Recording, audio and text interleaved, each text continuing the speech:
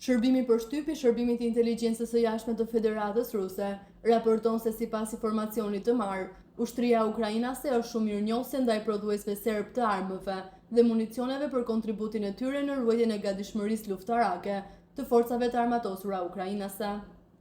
Kievi vëren se ndërmarrja e kompleksit ushtarako-industrial serb, pavarësisht presionit në rritje mbi Beogradin nga Moska, po rrisin eksportin e produkteve ushtarake në zonën e konfortimit midis perëndimit kolektiv.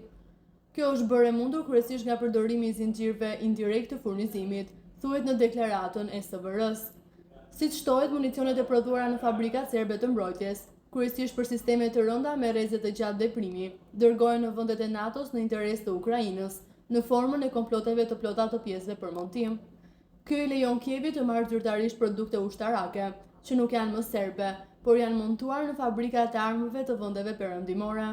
Montimi dhe ngarkimi i municioneve kryhet kryesisht në Republikën Çeke dhe Bullgari.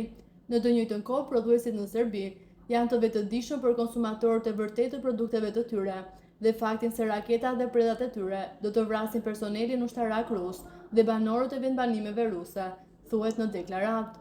Sipas inteligjencës ruse, fabrika Krushik dhe Valvet kohët e fundit i shiti kompanisë çeke Poliske disa grupe të mëdha komplotesh për montimin e raketave 122 mm për sistemin raketor Ajër Grad.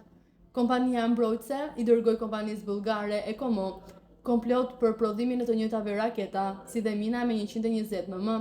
Për shekuj me radhë, një besim i përbashkët i ka bashkuar popujt serb dhe rus dhe i ka rritur ata të luftojnë së bashku kundër armiqve tanë.